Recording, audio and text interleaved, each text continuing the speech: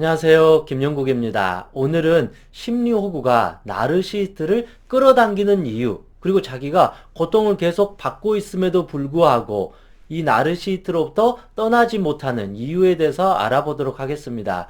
본질적으로 심리호구는 피해자이기도 합니다. 좀 더 좋게 표현한다라면 헌신적인 돌보미와 같습니다. 그런데 이들이 결국은 이런 나르시스트를 만날 수밖에 없는 이유. 첫 번째는 바로 모성애입니다. 모성애라는 것은 상대방에 대한 공감이고 연민입니다. 이와 달리 나르시스트는 어릴 때 사랑을 받지 못해서 극단적인 이기주의자가 돼버린 것입니다.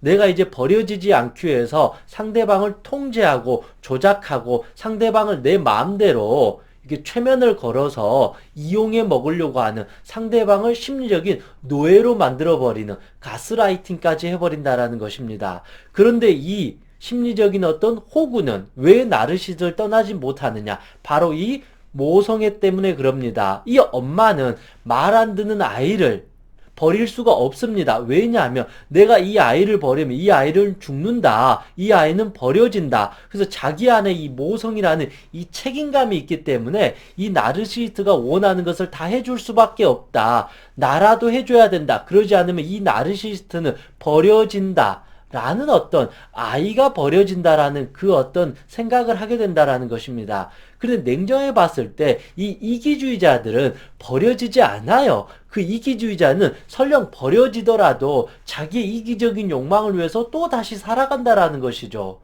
근데 저는 문득 이런 생각이 들어요. 우울증, 불안증, 강박증, 그리고 자살충동, 심지어 극단적으로 선택을 한 사람들을 보면 대부분 이기적인 사람들은 아니에요. 그들은 자기의 이기적인 걸 위해서 끝없이 누군가를 이용하고 살아와요. 정말 마음에 병이 들고 극단적인 선택을 하는 사람들은 어찌 보면 이런 헌신적인 돌봄이에요. 심리 호구예요. 그런데 내가 이 나르시스트를 버리면 이 사람의 인생이 망가진다라고 그게 두려워해서 끝까지 자기가 당하다가 자기가 병들고 자기가 극단적인 선택을 한다라는 거죠. 아이러니하게도 저는 냉정하게 이기적인 사람은 자기의 생존을 위해서 그렇게 버려지지 않아요. 끝까지 자기의 이기적인 것을 위해서 자기가 살아갈 수 있는 생존 능력이 있다라는 것이죠. 그런데 이런 심리 호구, 이런 어떤 헌신적인 돌보미는 자기를 지킬 능력이 없어요.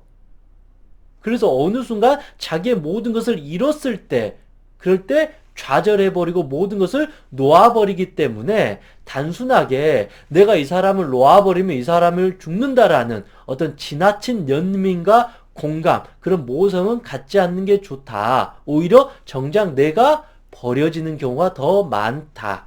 두 번째는 사랑으로 치유할 수 있을 거라는 자기 믿음이 있습니다. 아, 이건 너무 좋죠.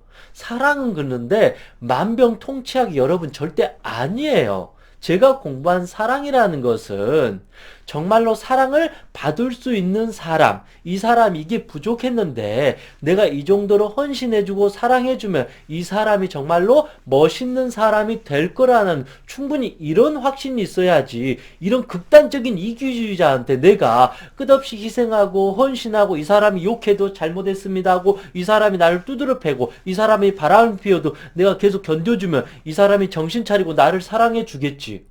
이거는 헌신적인 것도 아니고 돌보는 것도 아니고 잘못된 거예요. 여러분, 독사에게 물을 주면 그 독사는 결국 내 목을 물거나 다른 사람들을 계속 물게 돼요. 알코올 중독자에게 돈을 주면 그 돈으로 술을 사 먹어요. 도박 환자에게 돈을 주면 그 사람은 도박을 해서 재산을 탕진하게 돼요. 이런 사람들에게 내가 헌신적으로 돌보고 이 사람이 원한 대로 다 해주는 게 사랑이 아니에요. 그건 이 사람을 망치는 길이고 내 삶을 망치는 길이다.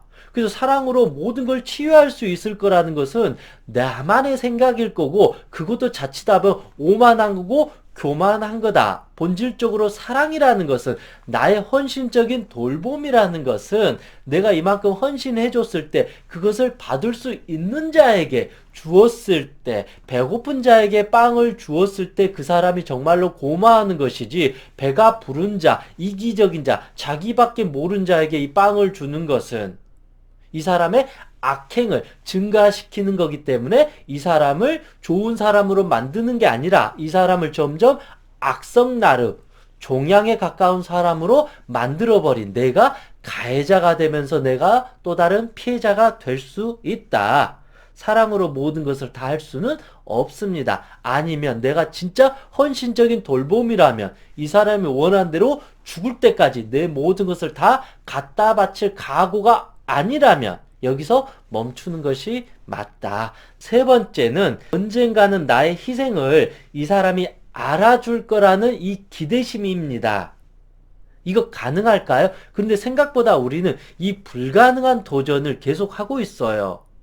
언젠가는 나의 희생을 알아준다? 이건 불가능해요. 이 나르시스트는 언제까지라도 이 심리 호구를 이용해 먹으려고 한다라는 거잖아요. 자기의 이기적인 욕망을 위해서 끝없이 원하는 게 이런 나르시스트의 성향이에요. 그러면 내가 계속 이 사람을 헌신해주고 희생해주고 해주면 이 나르시스트가 죄의식을 느끼고 아, 내가 잘못했다. 내가 이제는 반성해야겠다. 이게 아니라 또 줘, 또 줘, 또 줘. 너 예전에는 왜 돈 줬는데 돈 안 줘? 예전에 내가 때려도 아무 말 안 했는데 왜 따져? 왜 함부로 말해?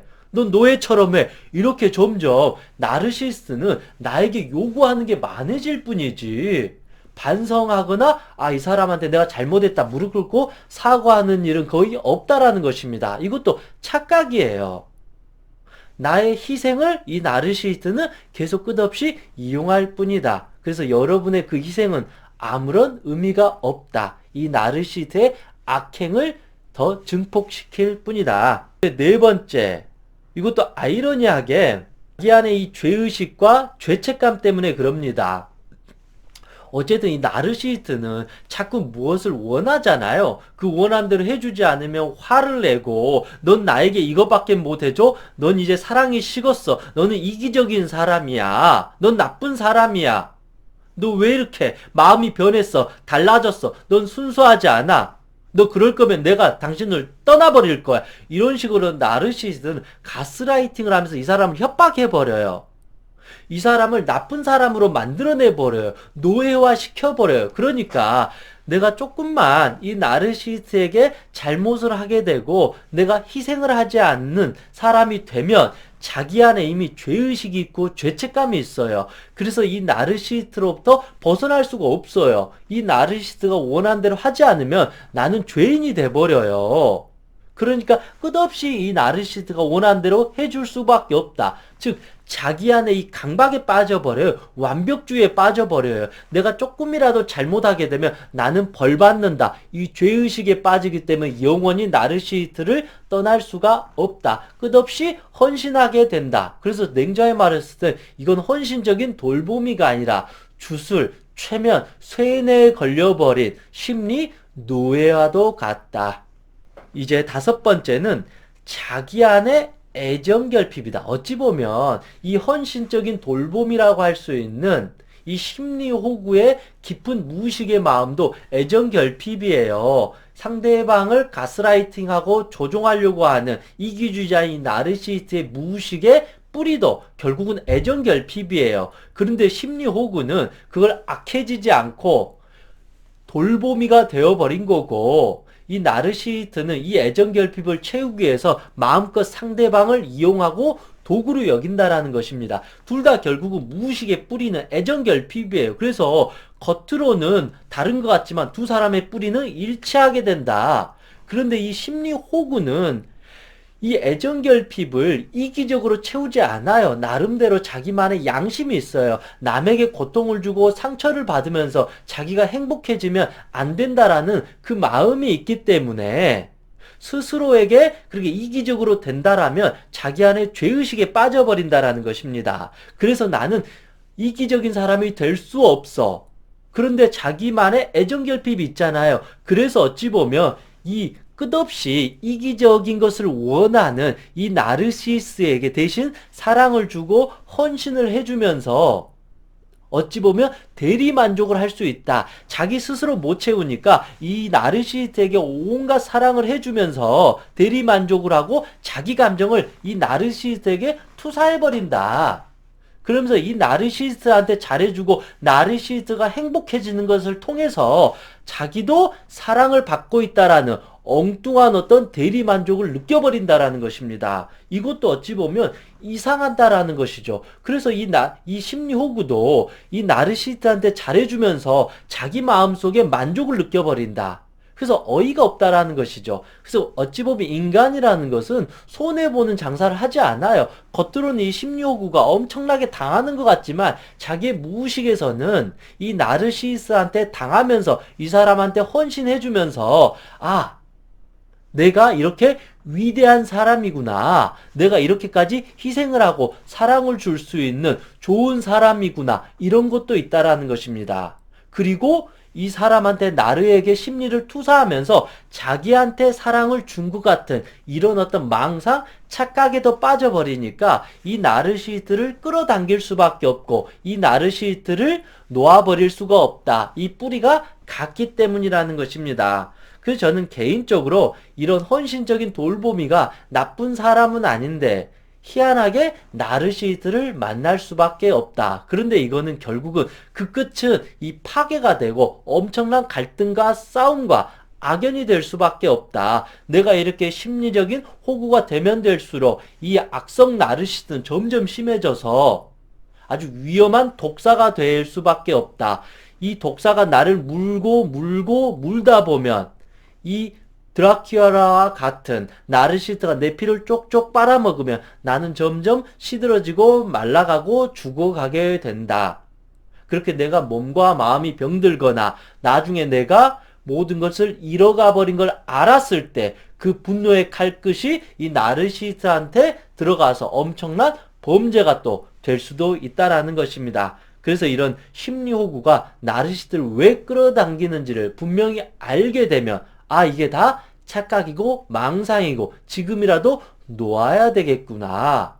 내 자신을 먼저 사랑하지 않게 돼버리면 결국은 나르시스트를 만나게 되고 나는 그들한테 계속 노예처럼 당할 수밖에 없는, 그러면서도 영원히 벗어날 수 없는 이 악연의 수레바퀴에 갇힐 수도 있겠구나. 이것을 빨리 인지하게 되었을 때 내 자신을 지킬 수도 있고, 이런 나르시스트가 괴롭히고 나를 이용하려고 할 때 그것을 단호하게 멈출 수도 있고 거부할 수도 있고 내가 자유롭게 떠날 수도 있다. 저는 그런 생각을 해봅니다. 이상 행복최면사 청명이었습니다. 수고하셨습니다.